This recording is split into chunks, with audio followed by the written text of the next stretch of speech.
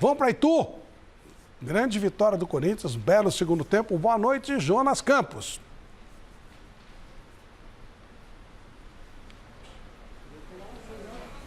Alô, Jonas. Oi, Jonas, vamos lá. Nós estamos vendo o Jonas não está nos ouvindo direitinho. Vamos. Oi, Jonas. Ele deve estar sem retorno. Vai ou não? Oi, Flávio, estão na escuta aí? Não. Estava aqui sem o retorno, mas já em contato aí com a galera do Mesa Redonda. Falamos aqui ao vivo do estádio Novelli Júnior em Itu, que hoje recebeu um pouco mais de 10 mil torcedores.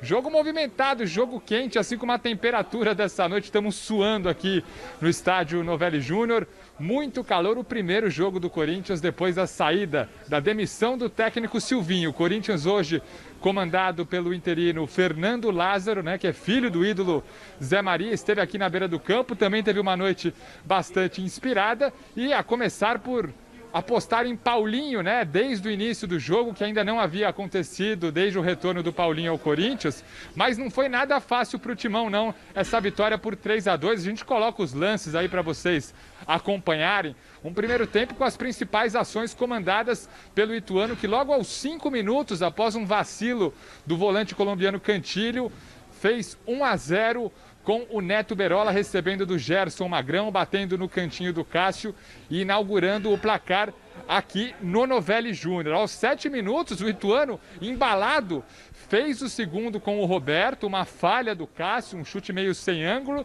mas para sorte do goleirão corintiano e ídolo da Fiel, o VAR entrou em cena e marcou impedimento no início da jogada. Então isso deu um respiro para o Corinthians, que aos 27 minutos teve a primeira participação decisiva do Paulinho, invadindo a área após um belíssimo passe do Jô, foi derrubado pelo goleiro do ituano. Pênalti para o Timão, o Fábio Santos, que parece que não perde pênalti, coisa rara, né? Foi lá e converteu mais um, deixando tudo igual, só que aos 41 do primeiro tempo, após um escanteio e uma boa defesa do goleiro Cássio, o zagueirão Kleberson do ituano colocou o ituano na frente, 2-1.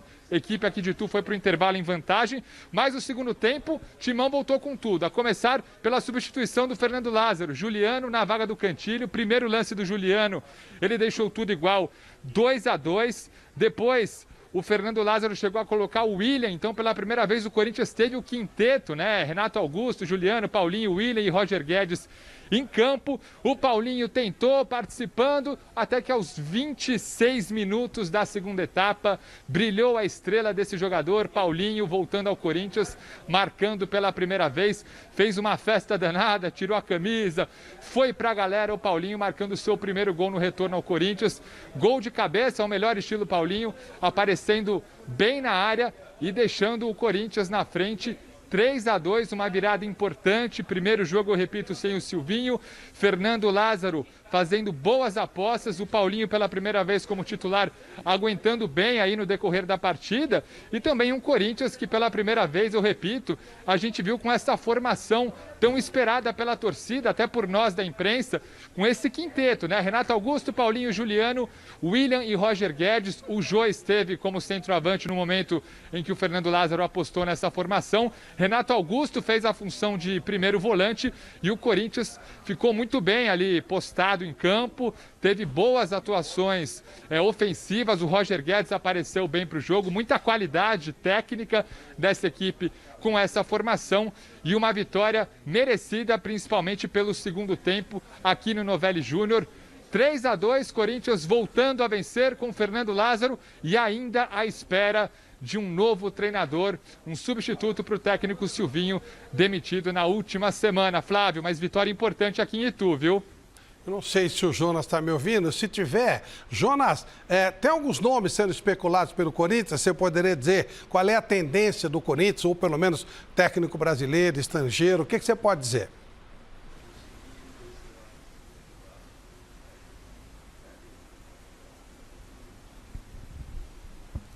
Acho que ele não está no... Tá sem retorno, não faz mal. Bom, um abraço então ao nosso Jonas Campos. Depois, se ele vier numa melhor condição, a gente trata disso e, de repente, aqui também a gente vai colocar alguns nomes que, eventualmente, podem substituir o Silvinho. Boa noite, Paulo Sérgio. Gostou da atuação do Corinthians? Boa noite, Flávio, Sergião, né? Um prazer enorme estar aqui com a gente. Obrigado, aqui, Paulo. Silvestre. Obrigado, Paulo. São Paulino. Né? Tô com a cabeça inchada, Chicão filho. tá feliz, nós estávamos na redação lá felizaço, né? A mim também. Sem dúvida nenhuma, foi um jogo onde que o destaque foi o Paulinho, sem dúvida nenhuma. Mas eu vi um primeiro tempo onde a equipe do Corinthians muito aberta no seu setor de meio campo. Aqueles que queriam o Cantilho, pagaram para ver, viram. Ele não dá para jogar como aquele jogador que vai ser a retenção ali na frente dos jogadores de defesa, não dá. Hoje um Gabriel, ele faz falta nessa equipe do Corinthians. Ele saiu, né? Ele foi para o Internacional. Então, né? agora faz falta. Agora vai buscar outra onde? Né? Então, faz falta esse jogador nessa equipe ali, na retenção, e o Sérgio sabe muito bem disso. Você precisa ter um cara ali de pegada, um cara forte. O Xavier pode fazer isso agora. Né? Então, o do Marcos pode fazer, né? Mas ele tem um melhor passe, né? Mas o Cantillo não pode ser esse jogador. Tanto é que ele perde a bola no setor defensivo e o Corinthians acaba tomando o gol.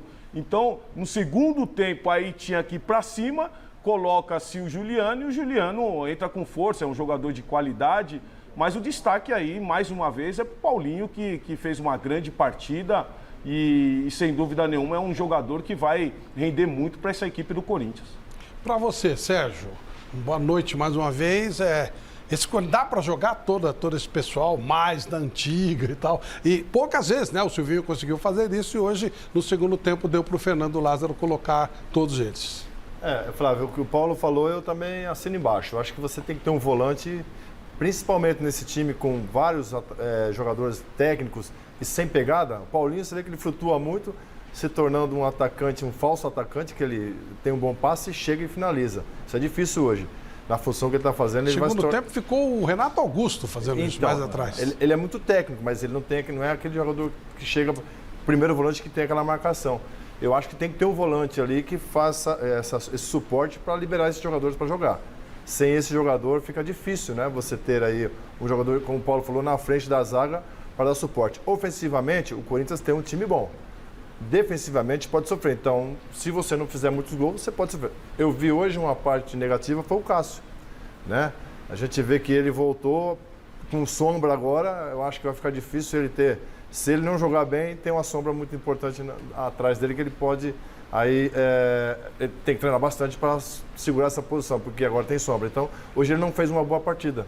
Sorte que o Corinthians foi bem no ataque, então isso superou os problemas que teve na parte defensiva. Em que nível você coloca o Ivan? Eu acho que o Ivan hoje, se ele pegar aí um trabalho de titular no Corinthians, ele vai seguir em frente, porque ele é jovem, é um goleiro que tem postura, tem personalidade, e é um goleiro hoje que ele é mais ágil, mais rápido que o Cássio. Então ele está numa crescente. Se ele conseguir chegar no Corinthians hoje e jogar o que ele jogou na Ponte Preta, consequentemente ele pode chegar até uma seleção brasileira. Já chegou, né? Já passou, né? Já passou pela seleção. Já passou, sim. Aquele torneio, torneio de Toulon, ele pegou o pênalti decisivo, inclusive. É muito bom goleiro. Teve com o Tito também, né? Chico, e aí? Convenceu hoje? Olha, Flávio, o que nós vimos hoje em Itu foi um pequeno trailer do que vai ser a temporada do Corinthians. A temporada do Corinthians vai ser essa. Um futebol técnico, de raça, de pegada. Todos esses defeitos que foram apontados pelo Paulo Sérgio, pelo meu querido Sérgio, também são válidos. É evidente que são. Precisam ser corrigidos? Precisam. Mas o principal problema foi resolvido. Tiraram o Silvinho. Esse que era o problema do Corinthians. Não tenho nada contra o rapaz, mas ele não era técnico. Ele era um auxiliar técnico. E não sabia nada. Não sabia nada. Hoje, o Fernando Lázaro, que não tem nada a ver com o Lázaro, que era amigo de Jesus, que Jesus ressuscitou. Não, né? O que foi solto no lugar dele? Não, esse era Barrabás. Barrabás. Você não é a Bíblia, minha filha. Não, eu lembrei, o Lázaro é o que cedeu até o túmulo, O Lázaro né? foi o que cedeu o túmulo, tal, morreu, Confundi com Jesus foi lá, Barrabás. ressuscitou e tudo mais. Esse Lázaro, o que ele fez hoje? Ele ressuscitou o Corinthians. Tinha você duas vê. irmãs. Ressuscitou, Chico. Cara, E com ressuscitou 2-1, tivesse terminado com o Silvinho 2-1 o primeiro tempo, o que teria acontecido?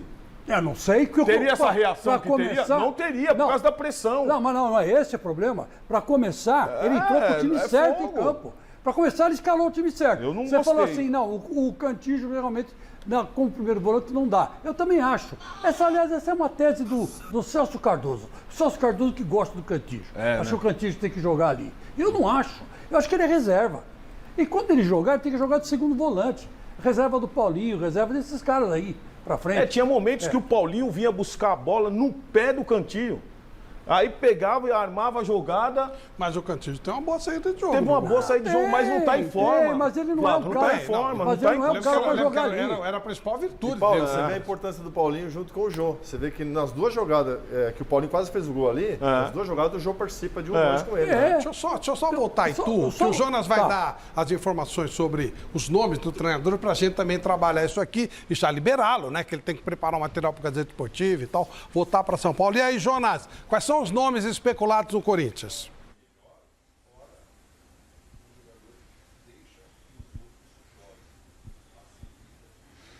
Olha, Flávio, já estão pedindo o Fernando Lázaro, né? Que hoje estava iluminado. Colocou o Juliano no primeiro lance dele, o gol de empate do Corinthians. Depois colocou o Gabriel Pereira, cruzou na cabeça do Paulinho para fazer o gol da virada. Estava iluminado o técnico interino, mas obviamente o Corinthians espera e vai correndo atrás de um treinador de peso. A prioridade da diretoria, né? Essa informação que temos de momento é trazer um medalhão, alguém experiente que tenha cancha para liderar um elenco também experiente, né, com boa parte de jogadores aí com mais de 30 anos, jogadores com rodagem no futebol internacional. Então, essa é a expectativa. Jorge Jesus foi o nome mais forte que surgiu inicialmente, mas o Jesus, né, ao se desvincular do Benfica no fim do ano passado, fez um acordo, recebe ainda parte do salário, 1,8 milhão de reais, para ficar em casa, sem trabalhar, até o fim da temporada europeia, até junho. Então, muito difícil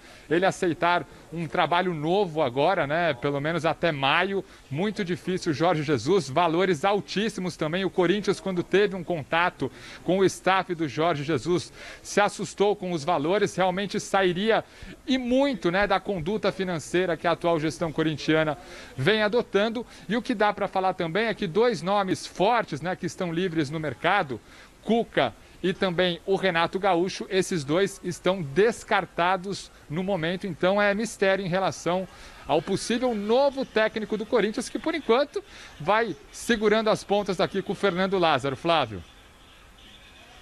Boa viagem, amanhã você mostra todo o seu trabalho, todo o seu material no Gazeta Esportiva a partir das 6h. Bom, falando mais um pouquinho do jogo e depois a gente vai especular essa história do treinador, né? Eu só queria dizer o seguinte, concordo com... Eu ia falar isso quando ele disse. O que fez o Fernando Lázaro? Colocou em campo o Corinthians 100%. Só deixou no banco o Juliano e o William para colocar no segundo tempo. E ele colocou os dois no segundo tempo. O William entrou, não foi tão bem. Estava vendo o jogo com o Paulo Sérgio, ainda ele arranca, ele sente dificuldade de fazer aquela jogada tradicional dele, né? Chegar à linha de fundo, cruzar, ou cortar para o meio e bater para o gol. Ele tem essa dificuldade. Mas, em compensação, a hora que entrou o Juliano, o que fez? O primeiro cruzamento do Roger Guedes foi gol dele. Então, o Fernando Lázaro, de tanto ver o Silvinho errar, ele aprendeu o que tem que fazer, o que é o certo. É colocar todo mundo para jogar. Mas o primeiro tempo não foi legal, Chico. Não, o primeiro tempo não foi legal, então, mas não vai ser mesmo. Por quê? Foi legal. Por que não vai ser? Por quê? Porque ninguém estava acostumado a jogar todo mundo junto, nem em coletivo. Nem em coletivo os caras jogavam junto. Porque ele vinha com aquelas coisas de GP, punha lá o... Porque os caras estavam tudo machucados também, né?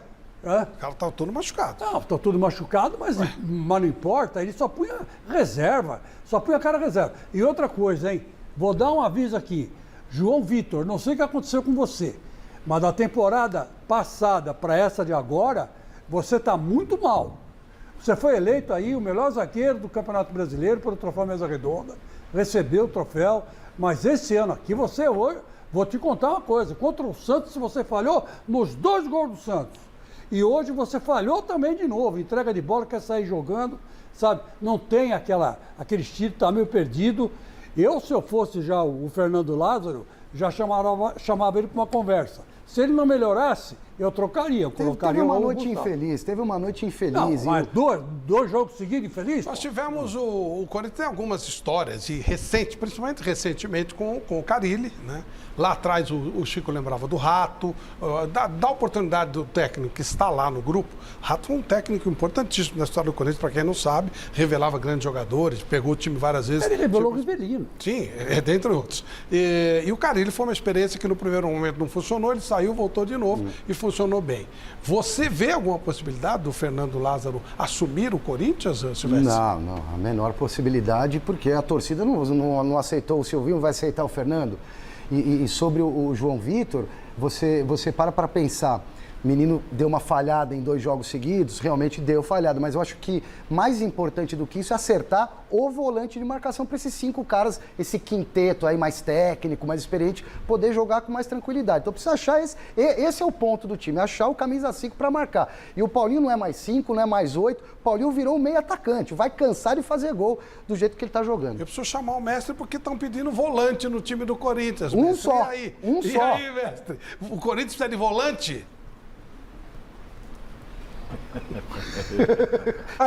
Essa é a desgraça do futebol brasileiro. Ele vive andando em circo. Os caras querem cabeça de área. Aquele velho cabeça de área, aquela coisa antiga, improdutiva. O futebol, a questão da marcação do meio de campo, não é marcar o espaço, nem marcar o adversário. É atacar a bola, que é o objeto do jogo. O Guardiola está aí ensinando isso há 10 anos para todo mundo. E ninguém aprende. Esse jogo é exemplar para o Corinthians. O primeiro tempo, com 2 volantes, ele levou um baile do Ituano no meio de campo. Não conseguia se organizar, porque não tinha bola. Não é porque não marcasse o adversário. É porque não tinha bola, não sabia o que fazer com ela. Para ter a bola e saber o que fazer com ela, precisa de meia. Meias, como o Renato Augusto e o Juliano, que entrou no segundo tempo e virou de cabeça para baixo o jogo. Foi outra coisa. Esse time do Corinthians é altamente técnico. E ele tem que jogar marcando a bola no campo adversário, pressionando, perdeu a bola, corre atrás, como faz o City, como fazia o Barcelona, como faz o Bayern, que são os principais times do mundo, o que é de mais moderno.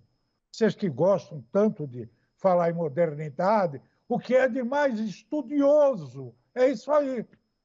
É marcar a bola, partir para cima do adversário e criar situações o tempo todo de gol. Você percebeu no segundo tempo como o Jô entrou em campo? Como o Jô participou das jogadas decisivas? Por quê? Porque o Corinthians estava todo lá na frente, com vários jogadores dentro da área, quando se criava a oportunidade de um cruzamento ou de um passe em profundidade. Essa que é a grande diferença. O Corinthians pode vir a ser o melhor time do Brasil se entrar isso na cabeça desse pessoal. Se ficar preocupado com defender, lá atrás, entregar a bola para o adversário, para partir um contragolpe, vai cair na mesmice de todos e vai perder a grande chance de ser um grande time com os jogadores que tem. O Messi falou, passando, o Barcelona, só uma informação, tá? Vocês viram que o Garrafa não tá aqui, né? O Garrafa, ele falou com a Michelle, eu preciso de uns dias aí e tal. Hoje, o Barcelona, desde 2020, não ganhava um clássico. Hoje meteu 4-2 no Atlético de Madrid. Maior jogador em campo, Daniel Alves, fez um gol, deu 2 assistências. Acabou o jogo, o Daniel corre para a arquibancada, ele desvia do distintivo, tira a camisa e dá para um cara. Quem era? Garrafa. Dani. Que safado. O rei do Batuque. Aqui ele fala Zé do Batuque, daquele lá gritando Dani. Mas que é Ô, inacreditável, Flávio. cara. Tem bom gosto e fica escondendo E isso. quando né? o mestre fala de jogadores, cabeça de área, o Bayern de Munique joga com o Tolisso, joga com o Kimmich, que sabem marcar e sabem jogar. No Manchester City, você tem um Fernandinho, você tem um Gundogan, você tem um De Bruyne, todos marcam e sabem jogar. Vem cá. Não, exagerando um pouquinho. Não, tudo bem. É que o Estamos mestre falando ali de falou. Corinthians e Ituano, né, gente? É que o mestre falou ali. Então, hoje, tudo bem, você tem um Juliano, você tem um Paulinho, você tem o Renato Augusto. Todos sabem jogar, mas e marcar? Não, exato, porque na teoria tá legal, o que o mestre falou eu também concordo, mas esses 3 caras, com a idade que eles têm, eles vão isso ter aí, caixa não pra tem, proteger a não defesa tem. e criar lá na frente? isso aí, eu não tô não falando tem. pra botar um cabeça de bagre só pra dar foiçada lá na frente da zaga. mas precisa marcar. Mas tem que ter um Tem jogador grande problema posicionado também. ali. Se esses caras sentirem alguma contusão, ou então mudar, tem reposição de peça, a altura? Não Aí tem. você tem que ter um elenco, não um time.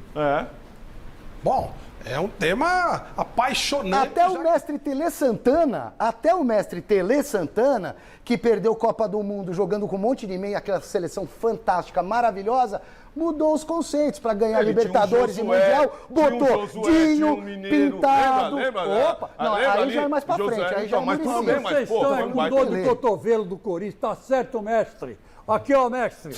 É isso aqui que eles estão. Você com dor que de tá com dor de cotovelo. cotovelo do Palmeiras, Nenhum tá time vendo? do Brasil Chico, tem não é esse dor de elenco do cotovelo, não. Corinthians. É Nem o analisar time o do jogo, Brasil é tem elenco analisar do o Corinthians. jogo. Vocês Tá não todo viram mundo aqui aqui, pra ó, analisar o coçando jogo. o cotovelo Estamos aqui, aqui ó. pra tratar Coçando com o emoção. cotovelo. O mestre falou que o Corinthians pode ser o melhor time do Brasil. Prestei bem atenção nisso.